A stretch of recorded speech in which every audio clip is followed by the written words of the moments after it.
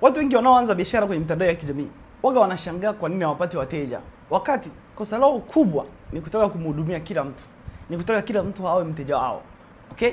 Sasa ukianzisha biashara kwenye mitandao ya kijamii na ukataka kila mtu awe mteja wako, hiyo ndio hatua ya kwanza ya kufelisha biashara yako kwenye mitandao ya kijamii.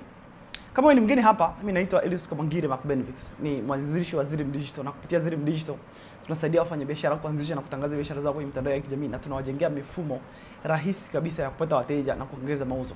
Na kwenye hii video nataka nikuelezee kwa nini unabidi uchague kundi dogo la wateja uwahudumie, na nitakuelezea mwisho wa hii video. Nitakupa zawadi actually kwa sababu nina roho nzuri, si unajua tena. Now, kuna kitu gani tunakiita niche. Niche ni eneo dogo la soko ambalo unaweza ukalihudumia. Sasa kama wewe una rafiki yako ambaye ni daktari, atakwambia kabisa kwamba japokuwa amesoma udaktari, yeye ni daktari, lakini kuna baadhi ya vitu hawezi kufanya. Kuna baadhi ya watu hawezi kuwahudumia. Ni kwa sababu ni lazima afanye specialization kwanza ndio aweze kuhudumia kundi fulani la watu. Kwa hiyo ukishakuwa daktari sasa, okay? Ukishakuwa daktari, ili uweze kuhudumia labda baadhi ya watu, labda watu wenye changamoto ya akili, watu wenye changamoto za ngozi, watu wenye changamoto za damu, sio vitu gani, lazima ukasomee tena, uspecialize. Ina maana unachagua eneo dogo la hii kitu ulichokisomea ili uweze kuwahudumia vizuri hawa watu. Na kuna sababu nyingi kwa nini una specialize, lakini sababu kubwa ni kwa sababu inabidi uelewe shida au changamoto au uelewe hiyo kitu vizuri zaidi. Sasa biashara haina utofauti. Ukianzisha biashara inabidi uwaze ni kundi gani la wateja ambao watafaidika na hii huduma au bidhaa yako. Alafu ukija kwenye mitandao ya kijamii uanze kuzungumza na hao watu na uwaoneshe kabisa ulichokileta ndio suluhisho. Sasa wafanyabiashara wengi waga wanakosea hapa. Wakija kwenye mitandao ya kijamii wanasema mimi nataka niwasaidie nyote. Alhamdulillah kwamba unaweza kuwasaidia wote. Kwanza mashallah. Lakini sasa unakuwa una dilute soko. Unakuwa unafanya biashara yako iwe kama biashara ya washindani wako. Biashara ya washindani wako inakuwa biashara, na nikisema hivi namaanisha kama unataka kuanzisha biashara, alafu namna pekee ambayo wateja wanaweza wakakutofautisha wewe na washindani wako ni kwenye bei, ujue biashara yako inakaribia kufa. Kwa sababu ina maana wewe hauna utofauti, yani wewe uko commoditized. Na kama kwenda supermarket afu ukakuta sehemu kwenye shelf ya supermarket kuna bidhaa za aina moja, labda ni chai au ni kahawa nyingi, mara nyingi maamuzi unayoyafanya yanatokana na bei, kwa sababu hizo bidhaa zote ziko pale, ni commodities. Yani unaangalia hii 5000, hii 5000, hii 7500, hii 4000, alafu hii 4000 ina ukubwa pamoja na vitu vile ambavyo viko kwenye hii 7000. Sasa si unachagua hii 4000. Kwa hiyo ili usiweze kushindanishwa na washindani wako kwa bei peke yake, inabidi ujiposition. Yani kwenye branding waga kuna kitu tunakiita positioning, brand positioning. Brand positioning ni unaweza kuwa unafanya kitu kile lakini ulivyojiposition, ulivyojiweka kwenye engo ni kwa namna tofauti ambayo haifanani kabisa na washindani wako. Ngoja nikupe story moja.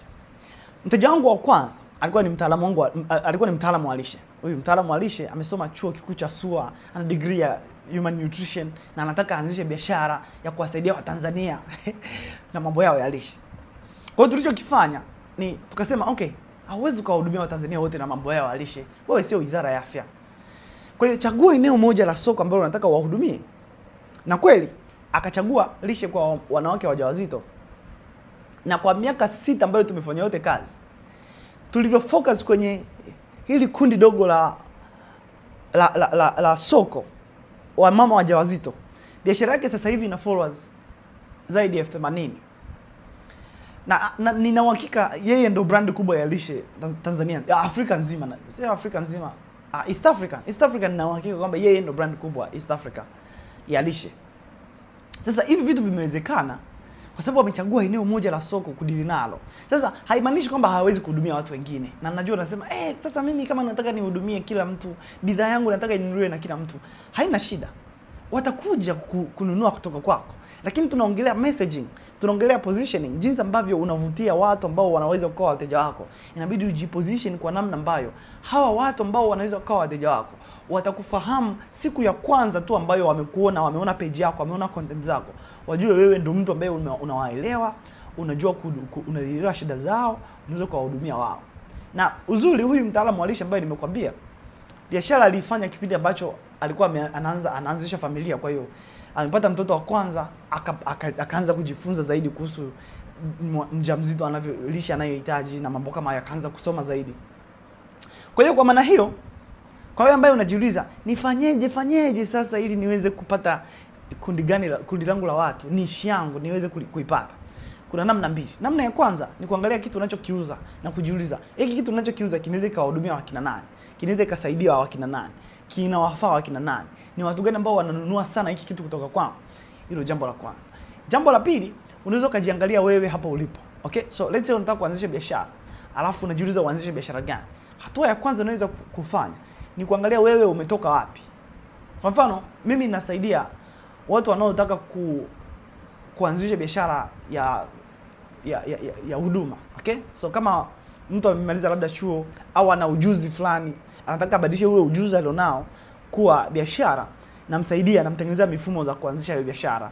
Na kama mtu ni mfanyabiashara anauza huduma, then namtengenezea mifumo za kupata wateja. Na hili kundi la watu nilijua vipi? Nilijua kwa sababu wakati naanza biashara, nimemaliza chuo, nilikuwa sijui cha kufanya. Nikawa natafuta biashara ya kwanza. Nikasema naweza nikauza ujuzi. Nimemaliza chuo, nina degree ya uchumi kilimo na kilimo biashara, napenda marketing. Naweza nikafundisha wafanyabiashara jinsi ya kufanya marketing. Alafu nikagundua kuna changamoto nyingi ambazo mimi nazipitia kama mtu anayeuza ujuzi, anayeuza huduma. Na nikaangalia kuna wafanyabiashara wengi ambao wanauza huduma kama mimi ninavyouza huduma. Labda mtu ni accountant, labda mtu ni daktari, labda mtu ni mfanyabiashara, labda ni mpiga picha, anataka afundishe watu kupiga picha au vitu kama hizo. Nikasema huyu mtu changamoto anazopitia ndio kama ambazo nimezipitia mimi, na mimi nimeshazitatua. Kwa hiyo naweza nikamuuzia huduma zangu. Okay, naweza nikamsaidia kutatua hizo huduma. Kwa hiyo unaweza kaangalia kule ulipotoka, alafu katafuta watu waliopo kule ulipokuwa na wanataka kwenda sehemu ambayo upo sasa hivi, na ukawasaidia kufika. Na hiyo ndio namna ya pili ya kuangalia niche ya kuhudumia watu. Of course, hii video haiwezi kutosha mimi kuelezea jinsi ambavyo tunachambua niche na jinsi ambavyo tunasaidia wafanyabiashara kuchagua niche na vitu kama hizo. Lakini nimekutengenezea video ipo kwenye bio yangu ya Instagram. Ukiklik kwenye bio pale juu, nimekuwekea video ya dakika 45 pale kukufundisha jinsi ambavyo tunasaidia wafanyabiashara kama wewe kuchagua niche na kuhudumia kundi dogo la wateja, na jinsi ambavyo unaweza kuwapatia huduma bora ili kundi dogo la wateja, ili hawa kundi dogo la wateja wakusaidie kupata wateja wengi zaidi, kwa sababu ndivyo biashara inavyoenda. 80% ya biashara waga zinapata faida kubwa kwa mwaka kutokana na wateja wale wa zamani. Ukiangalia kwa mfano Coca-Cola, unaweza kuhisi Coca-Cola waga inauzia wateja wapya kila siku. Lakini duniani kila mtu anaifahamu Coca-Cola. Kila mtu ashafanya maamuzi kama anaipenda Coca-Cola au haipendi Coca-Cola. Kwa maana hiyo, Coca-Cola inatengeneza faida zaidi kutokana na wateja wale wa zamani. Na ndio maana kila mwezi ina campaign, kila mwaka mwisho wa mwaka inakuwa na campaign zake za kufanya watu wajisikie vizuri kunywa Coca-Cola. Kwa hiyo hata wewe inabidi utengeneze positioning ya biashara yako ambayo inafanya watu ambao ni kundi dogo la wateja wako wajisikie wana belong kwako. Yeah. Okay, so hicho ndio kitu ambacho nataka tuzungumzie my friend. Kama umependa hii video, basi tutaonana tena kwenye video inayofuata. Na like hii video, subscribe kwenye hii channel, share hii video na rafiki yako ambaye amesoma wote ulevel, atakushukuru sana. Okay? Alright, tutaonana kesho ndugu yangu. Bye bye.